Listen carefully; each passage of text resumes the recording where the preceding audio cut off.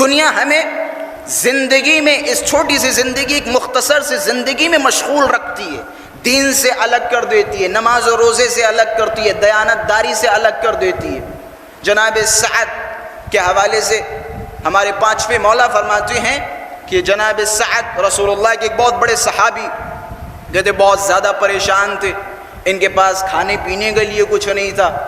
رسول اللہ جب بھی ان کی وضعیت دیکھتے تھے، جب بھی ان کی حالت دیکھتے تھے تو بہت پریشان ہو جاتے تھے اور بڑا افسوس کرتے تھے، بڑے غمگین ہو جاتے تھے اور کہتے کاش میرے پاس کچھ ہوتا، میں سعد کو دے دیتا، سعد کے مالی حالات بہتر ہو جاتے۔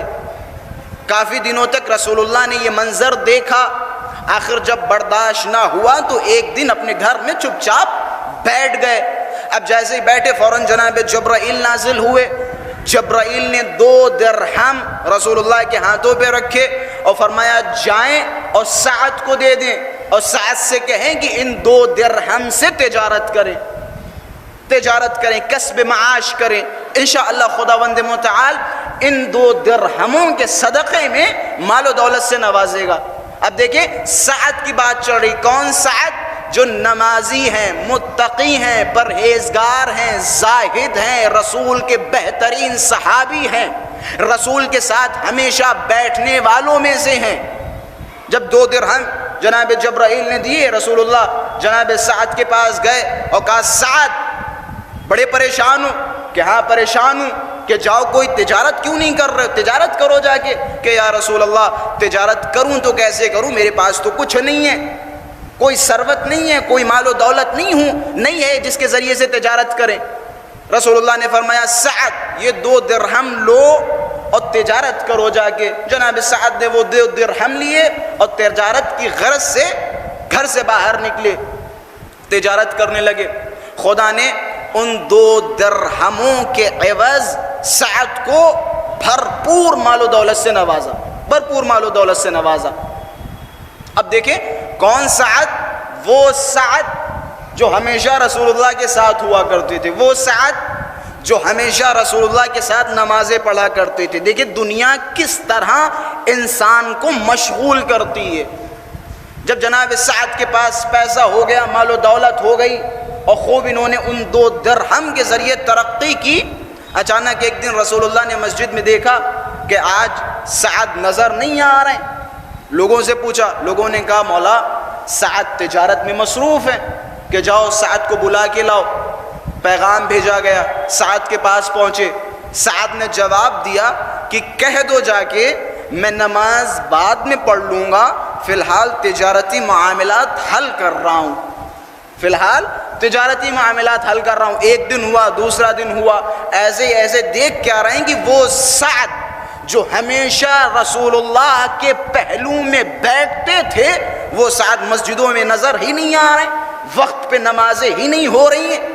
عجب نہیں، رسول اللہ پہلے سے زیادہ غمگین ہو گئے، پہلے سے زیادہ پریشان ہو گئے اور کہ یا اللہ اے پروردگار سعد کتنے اچھے تھے، کتنا پاکیزہ انسان تھا، کتنا سچا انسان تھا، وقت پہ نمازیں ادا کرتا تھا، ہمیشہ مجھ سے ملاقات کے لیے آتا تھا۔ پروردگارہ یہ کیا ہو گیا؟ سعد نے تو مسجد ہی چھوڑ دی، سعد نے تو ہمارا پہلو ہی چھوڑ دیا، سعد تو ہمیں نظر نہیں آ رہے۔ عجب نہیں، جبرائیل آئے کہ یا رسول اللہ آپ کو نہیں پتا سعد کو دنیا نے مصروف کر دیا، سعد کو دنیا نے مصروف کر دیا۔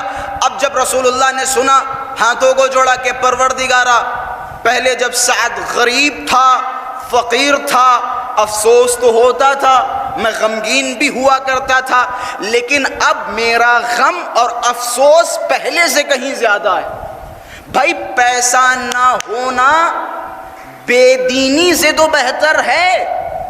بھائی ایک وہ انسان کے جس کے پاس پیسہ ہے، مال و دولت ہے لیکن دین نہیں، اب بتائیں وہ انسان کے جس کے پاس پیسہ نہیں ہے لیکن دین ہے، ان میں سے کون سا بہتر ہے؟